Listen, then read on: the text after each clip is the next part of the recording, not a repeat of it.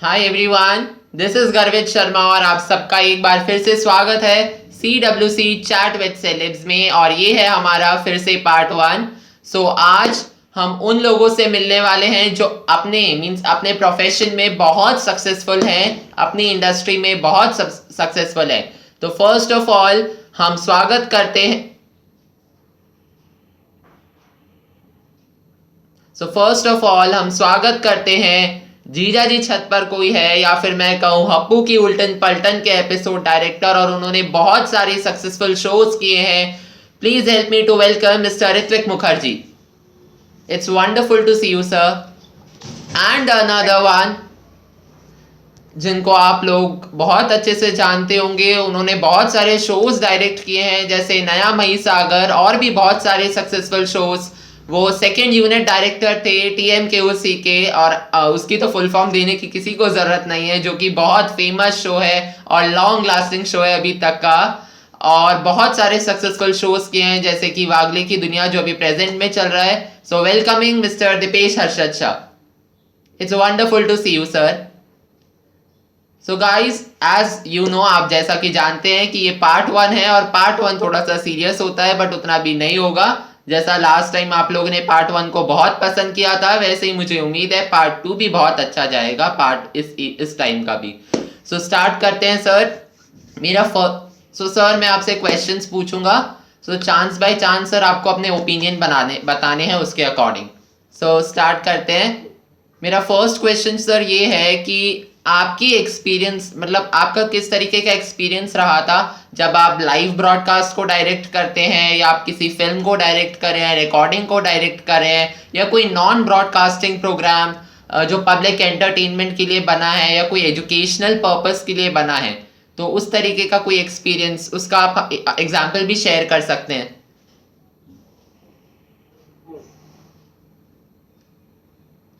मुकेश भाई, नहीं आप बताइए। मैं क्या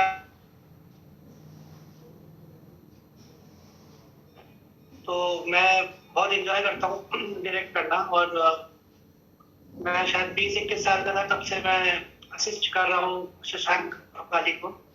तो उन्होंने ही मुझे मेरा पहला शो भी दिया था डायरेक्टर। तो जब से डायरेक्ट कर रहा हूँ तो मुझे लगता है कि हर दिन मैं पिकनिक पे जा रहा हूँ। और क्योंकि हम लोग कॉमेडी बनाते हैं खासकर, तो हंसने के पैसे मिलते हैं और बिल्कुल स्ट्रेस नहीं होता काम पे। और इस वजह से अगर कुछ लोग और हंस लें तो ये तो बहुत ही मतलब it's a pleasure working as या a director. Sir, what's your opinion? सिर्फ एक अभी जब डायरेक्ट करने की अपॉर्चुनिटी मिलती है तो वो अपॉर्चुनिटी के साथ साथ एक बहुत बड़ी जिम्मेदारी होती है कि राइटर ने जो सोचा है वो एक्टर्स, मतलब एक्टर्स तो अच्छे परफॉर्मर होते ही है, लेकिन वो एक्टर्स के थ्रू हम कैसे पोर्ट्रे कर पाते हैं, दैट इज द चैलेंज। और वो बहुत बड़ी जिम्मेदारी है, बट बहुत खूबसूरत जिम्मेदारी है, क्योंकि हंसने खेलते हमें काम करना है, लोगों को हंसाना है, सेट का माहौल अच्छा रखना है। So that is very fun और एक प्यारी सी जिम्मेदारी है, मजा आती है निभाने। या सर, लाइव ब्रॉडकास्टिंग में भी क्या ऐसा ही एक्सपीरियंस होता है हमें? What you mean by live live broadcasting? Sir, means live. What? Live means, live? या लाइव। नहीं, हमने हमने हमने तो सिटकॉम और स्लाइस ऑफ लाइफ और ये डेली सोप्स ही की है, तो हमने लाइव ओके, शो तो मैंने नहीं किया है। Same Ritwik sir.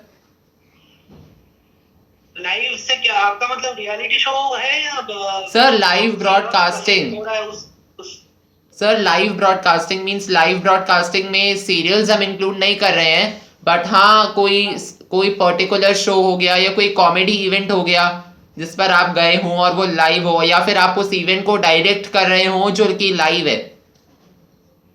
हाँ, तो ऐसा मौका तो मुझे नहीं मिला है। एक बहुत बचपन में मैं एक रियलिटी शो पे था जरूर। स्टार वॉइस ऑफ इंडिया करके एक शो आता था जो शान होस्ट करते थे, तो उसमें मैं एग्जीक्यूटिव प्रोड्यूसर था। तो उसका एक अलग स्ट्रेस है और मजा तो है ही, क्योंकि उसी वक्त कंटेस्टेंट्स गा रहे हैं और उस पे जज अपनी प्रक्रिया देते हैं और संगीत से भी मेरा लेना देना है, तो मैं इसलिए भी ज़्यादा इंटरेस्टेड था। लेकिन देखिए उसमें क्या है ना, एज अ डायरेक्टर बहुत कुछ आप डायरेक्ट नहीं कर सकते। मैं मतलब परफॉर्मेंस डायरेक्ट नहीं कर सकते कम से कम। आई एम श्योर थोड़ी बहुत लाइनें स्क्रिप्टेड होती हैं इधर उधर की, लेकिन आइडियली तो एक आदमी का परफॉर्मेंस है और उस परफॉर्मेंस को आप जज कर रहे हैं। तो जो टैलेंट आया हुआ है शो में, ये उनके ऊपर निर्भर हो रहा है कि वो शो कैसा बनेगा।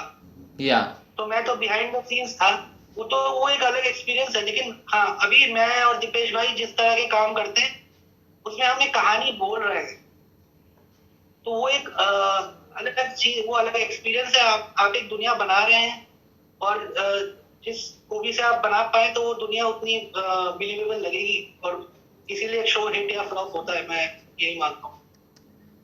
तो चलिए सर, हम अगले सवाल पे बढ़ते हैं।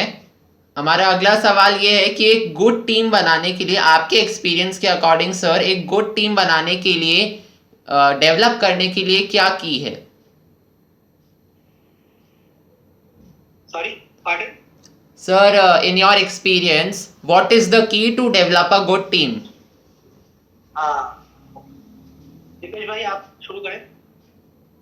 टीम इन द सेंस कोई भी शो की टीम की बात कर रहे हो ना आप? यस सर, कोई भी शो की टीम। हाँ हाँ। सो सबसे पहले तो अगर हम फॉर्चुनेट है तो हमें एक अच्छा सब्जेक्ट मिलता है, जो उससे भी बहुत बड़ी बात, प्रोड्यूसर हम पे विश्वास करके, ट्रस्ट करके वो सब्जेक्ट हमारे हाथ में सौंपते हैं कि भाई इस सब्जेक्ट को तुम जस्टिस दे पाओ। वो बहुत फॉर्चुनेट लोगों के साथ होता है।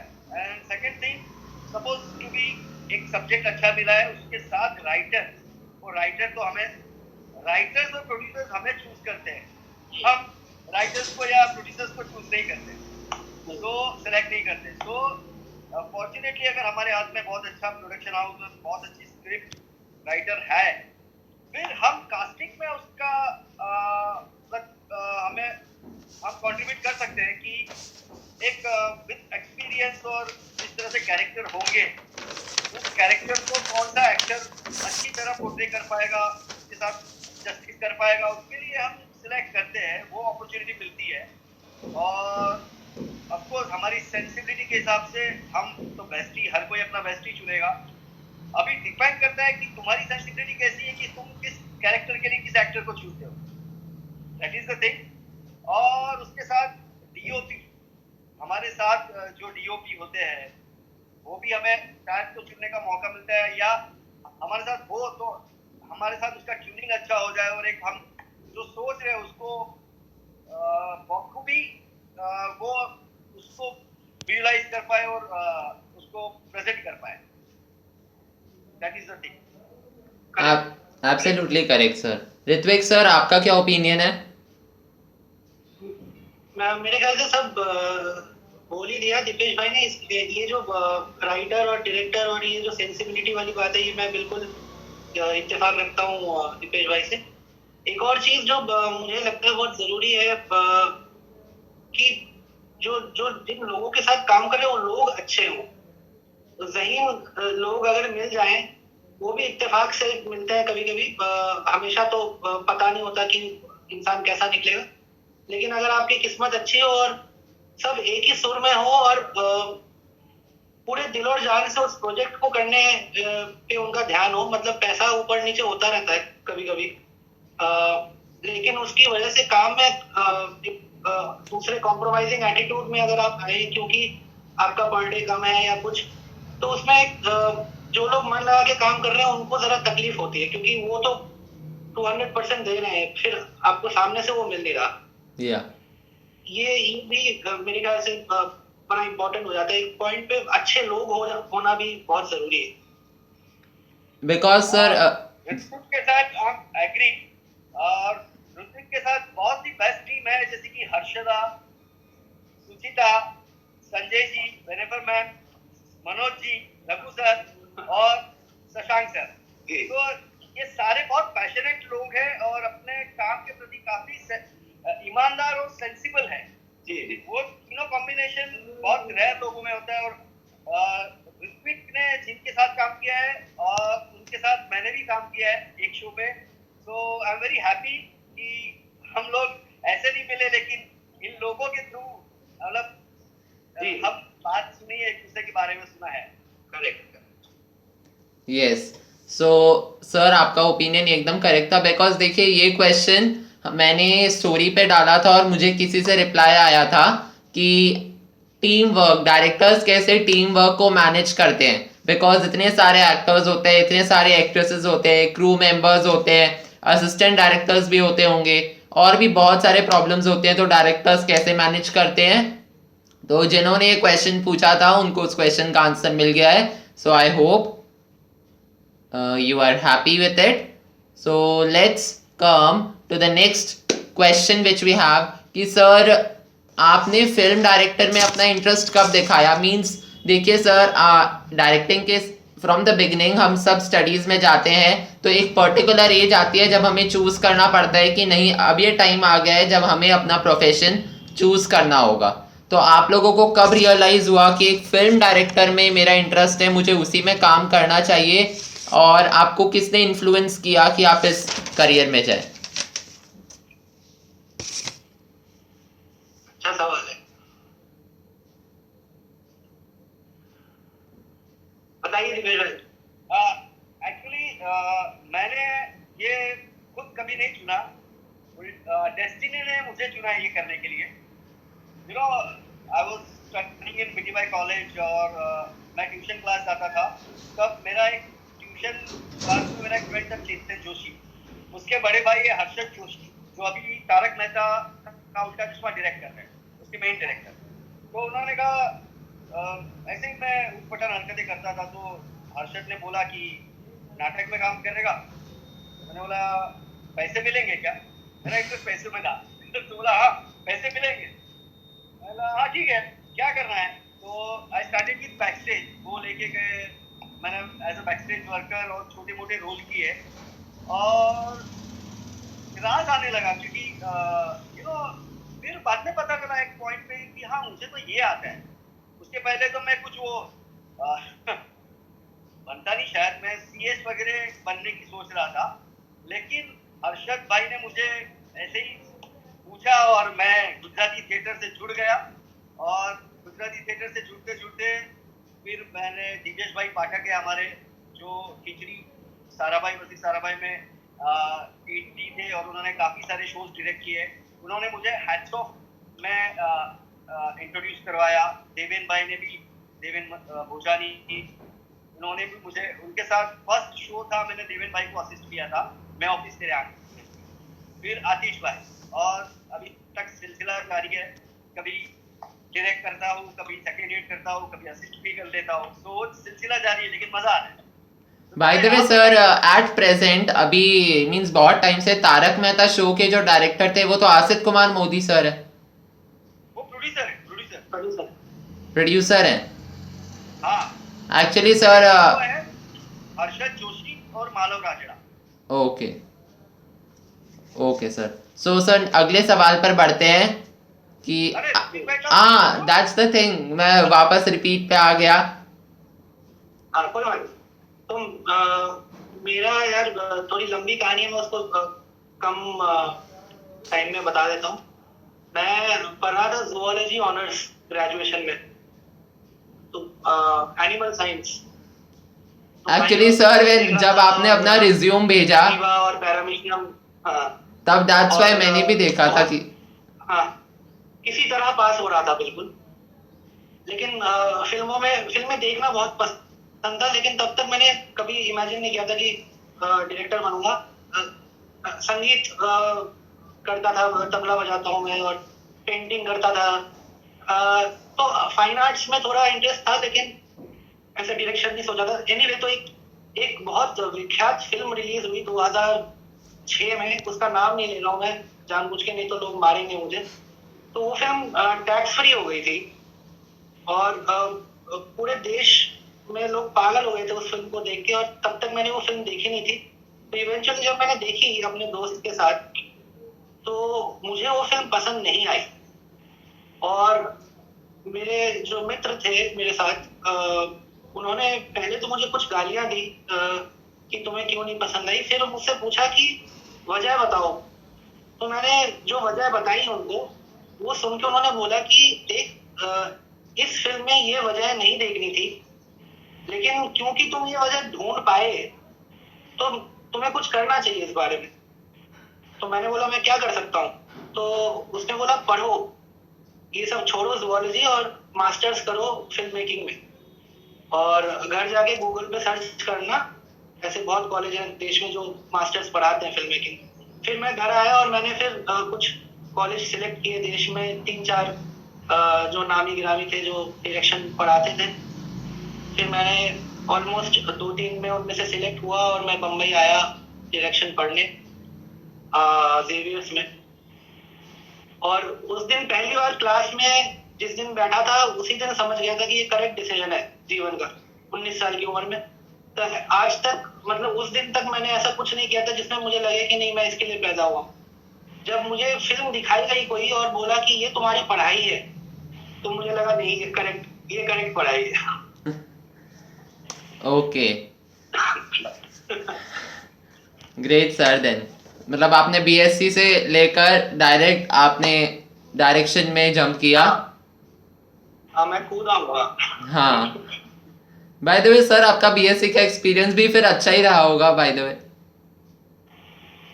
नहीं, मेरा तो अच्छा रहा, मेरे टीचर्स का अच्छा नहीं। ओके, सो अगले सवाल पर आते हैं सर कि आप हमारे साथ अपनी कोई फेवरेट मूवी या कोई फेवरेट शो जो आप देखना पसंद करते हैं एक डायरेक्टर के पर्सपेक्टिव से, उसके बारे में डिस्कस कीजिए, या आपको उसमें क्या अच्छा लगता है उस शो में एक डायरेक्टर के पर्सपेक्टिव से। बताइए दीपेश भाई। Movie, you are talking about movie या? सर मूवी और any TV show. TV show तो ज्यादातर अभी देखने नहीं मिल रहा है हमें, बिकॉज हम अपने शूट पे से घर पे आते तब तक तो पूरा शोज की टेलीकास्ट खत्म हो गई होती है और रात को फिर वो रिपीट देख रहे होते हैं, तो कभी कभी देख लेते हैं। सो अभी फिलहाल तो सारे टीवी शोज अपने अपने प्रोड्यूसर्स अपने अपने कन्विशन से और अपने अपने चॉइस के हिसाब से बना रहे। सो इन अ वे सबके जॉनर में सब सही है। अभी किसी और जॉनर के बारे में हम टिप्पणी करें वो सही नहीं होगा। करेक्ट? Yes, absolutely correct.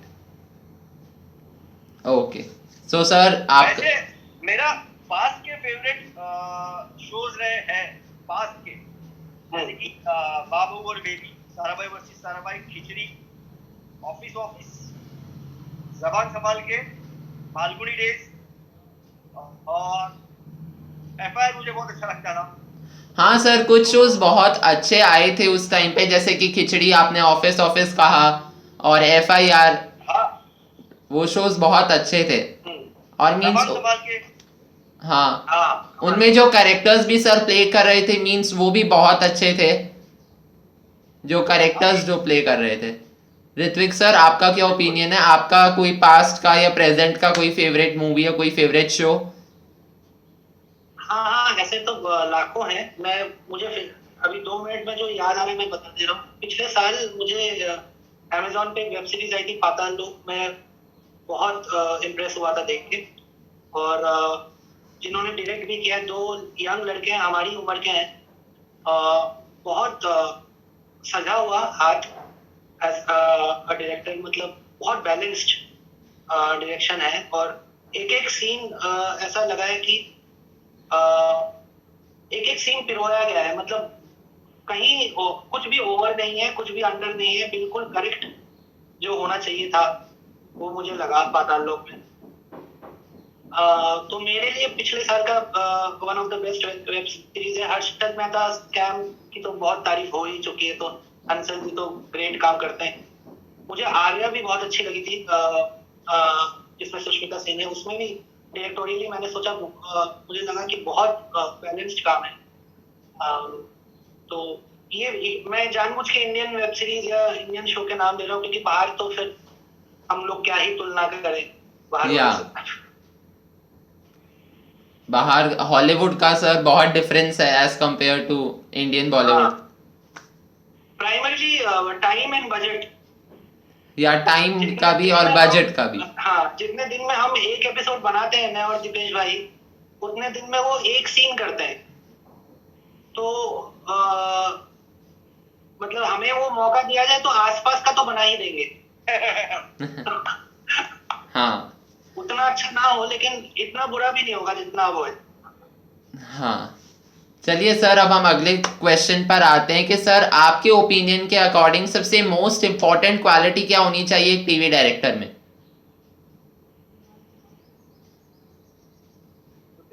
बताइए, मेरा तो भेज मैं बोलूं? सबसे इम्पोर्टेंट क्वालिटी मेरे ख्याल से पेशेंस है। और क्योंकि ये चीज मुझे शशांक जी ने सिखाई थी शुरुआत में ही, बिल्कुल जब मैं असिस्ट करता था उनको, कि हर दिन 10,000 गलतियां होंगी सेट पे। जो 70 लोग काम कर रहे हैं उनसे ही होंगी। वो इंसान है और इंसान से गलती होती है, तो उनपे आप चीख भी नहीं सकते, क्योंकि वो आप चीखेंगे उनपे तो वो गलती अगले अगली चीज में भी वो गलती करेंगे, वो गुस्से में या फ्रस्ट्रेशन में। तो आपको, क्योंकि आप डायरेक्टर हैं, तो आपको उसका हल निकालना है। अगर कुछ गलत हुआ है, वो क्यों गलत हुआ है उस पर ना चीख के अब उसको मैं कैसे ठीक करूं, ये सोचना है। और ये आपको प्रिपेयर्ड आना है हर दिन की गलत तो होगा, अब क्या कर सकते। मेरे ख्याल से ये बहुत जरूरी है। और इसके साथ ये मतलब ट्विन फैक्टर है पेशेंस के साथ टेम्पर। टेम्पर भी अगर कम रखा जाए, टेम्पर ना बढ़े आपका और पेशेंस रहे, मेरे ख्याल से ये बहुत जरूरी है। What's your opinion sir? Absolutely. Patience मतलब पैशन के साथ साथ पेशेंस होना, तो ही हम अच्छी तरह टीम को लेके आगे चल सकते हैं, क्योंकि हमें रोज मिलना है सब एक्टर्स के साथ, सब टेक्नीशियंस के साथ, सारों के साथ हमें रोज काम करना है। तो उसमें भिन्न भिन्न स्वभाव के लोग होते हैं। हमारी एनर्जी उनकी एनर्जी में बहुत डिफरेंस होता है। कोई बहुत स्लो डाउन होता है, कोई बहुत कामचोर होता है, लेकिन आफ्टर ऑल हम सब एक यूनिट के लिए, एक दूसरे के लिए काम कर रहे हैं। तो उनकी सर खामी और प्लीज खूबियों लिटिल को बिट लाउड। उनकी खामी और खूबियों को दोनों को साथ में एक प्लेटफॉर्म पे लाके उनका बेस्ट देना है। और दूसरा बेस्ट एक कि जैसे कि टीवी शोज लंबे चलते हैं, 2 साल, 5 साल, 12 साल, तो उसमें क्या है कि पेशेंस तो अपना एक बहुत ही महत्वपूर्ण भाग प्ले करता है, लेकिन उसके साथ पैशन। कई एक्टर्स, कई टेक्नीशियंस सेम स्क्रिप्ट या सेम सब्जेक्ट और सेम लोगों के साथ रह के थोड़े से सुस्त हो जाते हैं या ऊब जाते हैं धीरे धीरे। लेकिन वो एक है कि हमें वो उनका पैशन अलाइव रखना है। उसमें ढीला भी सीन हो, हमें डबल एनर्जी के साथ, या फिर शायद राइटर्स भी कभी कभी जल्दबाजी में या प्रेशर में या टाइमलाइन के इसमें कभी कभी कोई सीन ठीक ठाक नहीं आता, तो हमें उसको मिलके, एक्टर्स के साथ मिलके हमें उसको रीराइट करके, या वो पैशन सब में अलाइव रखना है, तो ही मजा आएगा। नहीं तो 1.5-2 साल के बाद कंटाल आने लगता है शो पे। तो मेन ड्यूटी डायरेक्टर की है कि सब में वो पैशन यथावत रखे। Absolutely correct sir. और सर ये क्वेश्चन एक्चुअली मैंने मैंने as I tell you earlier कि मैंने एक स्टोरी डाली थी और उसमें मुझे बहुत सारे लोगों ने क्वेश्चन सजेस्ट किए थे। उसमें से कुछ मैंने 2 क्वेश्चन सेलेक्ट किए थे। ये वाला जो क्वेश्चन है सर, ये मैंने सचिन सर के साथ जो मेरा फर्स्ट इंटरव्यू हुआ था उसमें मैं कंडक्ट कर चुका हूँ। If you know Sachin sir, he is the director of Sai Shraddha और Saburi on Sony set. Sachin Amre, ओ सचिन आमरे, सचिन अच्छा। आमरे, सचिन आमरे सर के साथ मैंने किया था, तो उन्होंने भी यही पॉइंट कहा था पेशेंस का, दैट की patience is very much important about a TV from a perspective of a TV director.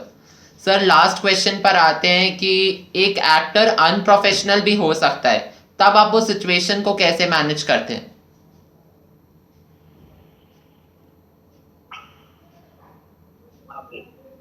तो पॉलिटिकल क्वेश्चन एक्चुअली बताइए दीपेश भाई, आप ज्यादा अनुभवी हैं। नहीं नहीं, मतलब एक्चुअली बात ये है कि नॉन प्रोफेशनल एक्टर्स ज्यादातर क्या होता है कि कोई भी एक्टर जब पहली बार ऑडिशन दिया होता है या पहली बार किसी प्ले में काम करता है, फिल्म में या छोटा रोल करता है, बड़ा रोल करता है, तब बहुत शिद्दत के साथ अपना पार्ट प्ले करता है। फिर आप थोड़े एक सक्सेस के बाद शायद वो इंसान है, ह्यूमन एरर है, तो वो कुछ फेम और सक्सेस के सर बाद प्लीज लिटिल बिट लाउड ना, please repeat and little bit loud. हाँ, क्या होता है एक्टर्स जब पहली दफा काम करता है, जब पहली बार ऑडिशन दिया होता है उसने या प्ले में पहली बार किरदार निभाया होता है, तब वो बहुत पैशन के साथ, शिद्दत के साथ आता है। आफ्टर सम पॉइंट ऑफ मतलब सक्सेस या फिर उम्र का तकाजा, घर की जिम्मेदारी, ये सब अभी जो एक्टर पहली बार आया होगा, यंग होगा, तभी उसको जिम्मेदारी नहीं होगी, अभी जिम्मेदारी है, चिड़चिड़पन है, थोड़ा फेम है, इंसान है, तो शायद अभिमान भी है, वो सारी चीजें वो लेयर उसके व्यक्तित्व पे छा जाती है। तो कभी कभी, और वो भी रोज एक्टिंग करना और रोज एक ही किरदार निभाना, तो कभी कभी एक्टर अपना टेम्पर लूज कर देता है या अनप्रोफेशनल अप्रोच के साथ काम करता है। तब एक्चुअली क्या है ना, हम्बलनेस के अलावा और कोई शस्त्र ही नहीं है। अब हम्बल होके, अरे सर मैं तो क्या है ना, तोड़ देने में, तो उसका कॉन्फिडेंस तोड़ देने में, उसको 25 लोगों के सामने जलील करने में 1 सेकंड नहीं लगेगा। अब शायद उनसे अच्छा एक्टिंग कर पाए, मुझे तो ऐसा लगता है कभी कभी कि सर ये ऐसे नहीं, ऐसे बोलना, ये ऐसे होना चाहिए, आप ऐसे नहीं कर रहे हो। वो 5 मोमेंट मतलब 5 मिनट में हो जाएगा, लेकिन उसको कभी एक्टर्स को, क्योंकि एक्टिंग बहुत डिफिकल्ट आर्ट है। डायरेक्शन तो क्या है, सबका मिला जुला कंट्रीब्यूशन होता है, DOP, set designer, assistant director, music director, producer, writer, लेकिन एक्टिंग बहुत डिफिकल्ट आर्ट है। ये सीधा यहाँ से यहाँ पे आता है, दिमाग से फेस पे। सो इसमें वो एक्टर को कंफर्टेबल रखना हमारे लिए बहुत ही इम्पोर्टेंट है, और प्रोफेशनल अप्रोच है, फिर भी हम हम्बल होके अपनी बात प्रस्तुत करते हैं, और शायद हमारा पॉइंट हमेशा वैलिड ही होगा, तभी होगे चलो आगे बढ़ते हैं, ये करते हैं, वो एक्सेप्ट भी कर लेते हैं जो समझदार है। तो ये मेरा अनुभव है और ये मेरी सोच है। आप बताइए। ये करेक्ट है, बिल्कुल। मैं भी इसी तरह से, मैं प्रोफेशनल अनप्रोफेशनल दोनों बारी मैं हम्बलनेस से ही करता हूँ। लेकिन हाँ, जैसा कि आपने कहा, अगर सामने वाला जरा अलग मूड में है तो मैं आप ही की तरह बिल्कुल और सर झुका के, ताकि उसको इवेंचुअली शर्म आ जाए कि इस इंसान से मैं क्या बदतमीजी करूं जो इतनी तमीज दे रहा है। तो यही तरीका है। बाकी काम, अगर आप अच्छा काम कर रहे हैं तो एक पॉइंट पे अगर सेंसिबल आदमी है तो आपसे बदतमीजी तो नहीं करेगा कोई, चाहे वो अनप्रोफेशनल चीजें कर रहा हो, शायद प्रोडक्शन के लिए कुछ कर रहा हो, कुछ डिमांड्स हो उसकी, वैनिटी वैन या व्हाटएवर। लेकिन मैं ये समझता हूँ कि कोई भी एक्टर पैदाइशी अनप्रोफेशनल नहीं है, जैसा दीपेश भाई बोल रहे हैं। किसी वजह से, किसी सिचुएशन की वजह से वो कर रहा है, ऐसा जानबूझ के कर रहा है। वो एक गेम खेलता है, वो किसी को दिखा रहा है कि मैं क्या हूं। बस आपको ये जाहिर करना उसको कि मैं जानता हूं आप क्या हैं, तो अपने आप वो आ जाएगा जमीन पे। अगर आप उसको वो इज्जत दे देंगे जो वो मांग रहा है, तो हो गया। हाँ, और करविन, हम लोग बहुत फॉर्चुनेट है। मैं मेरी बात कहूँ तो सुमित राघवन बहुत ही मतलब वो सेट का माहौल इतना लाइट रखते हैं, और ह्यूमर अपने बहुत ही, उनका रियल लाइफ में भी सेंस ऑफ ह्यूमर बहुत ही बढ़िया है। हाँ, कमाल के आर्टिस्ट है। मैं बहुत बड़ा फैन हूँ सुमित जी का। डेडिकेशन और इतनी शरारत करते हैं, तो ऐसे स्ट्रेस नहीं होता है। तो सुमित भाई को तो हैंडल नहीं करना, उल्टा उनको तो सर आप मजे करवाइए हमें, वैसा होता है। तो हम बहुत फॉर्चुनेट है, सुमित भाई, दिलीप भाई, फिर हमारे Deven Bhojani, all are super. Sir Dilip Joshi sir का तो मैं भी बहुत बड़ा फैन हूँ। दिलीप जोशी सर हाँ, बिल्कुल। मीन सर, अभी तक मैंने ज़्यादा इंटरव्यूज़ कंडक्ट नहीं किए, बट मैंने जितने भी इंटरव्यूज़ कंडक्ट किए हैं उसमें एक प्रोफेशनल और एक बहुत अच्छे एक्टर की मिसाल दिलीप जोशी सर के नाम से दी गई। हाँ, ये अगर आपको किसी से सीखना है तो आप दिलीप सर से सीखिए। देवेन भोजानी, हाँ, he is also a very good actor. Perfectionist, जैसे दिलीप भाई है ना, सेम स्टेज थिएटर से है ना, उन्होंने साथ में काम भी किया है काफी। तो इवन दिलीप भाई के साथ सुमित भाई ने भी काम किया है। तो तीनों, मैं बोलूँ ना, तीनों का स्वभाव कहीं ना कहीं एकदम मिलता है। हाँ, बिल्कुल बिल्कुल। और सर काम भी उनका। भाई, हाँ, आपके शो में हीबा, मतलब मैंने आपका शो एक आध एपिसोड देखा है, Heeba is mind blowing sir, mind blowing sir. वो भी बहुत शार्प है। हाँ, बहुत समझदार artist. Okay sir, so thank you. इसी के साथ हमारा पार्ट 1 फिनिश होता है। थैंक यू गाइस, आप वीडियो एंड तक देखिए। Thanks to Deepesh sir, Ritwik sir कि उन्होंने पार्ट 1 के लिए हमें प्रीशियस टाइम दिया, और अभी पार्ट 2 भी आने वाला है सर। तो हम आपको बहुत विश कॉन्ग्रेचुलेशंस कहते हैं कंटिन्यूड आपके आने वाले वक्त के लिए। गाइज, अगर आपको वीडियो अच्छा लगा, लाइक कीजिए, शेयर कीजिए, सब्सक्राइब कीजिए, और आलस मत दिखाया करिए। कमेंट करके बताइए कैसा लगा। Yes, follow me on Instagram CWC_chat with celebs. Wait for the part 2. Until till then, thank you very much.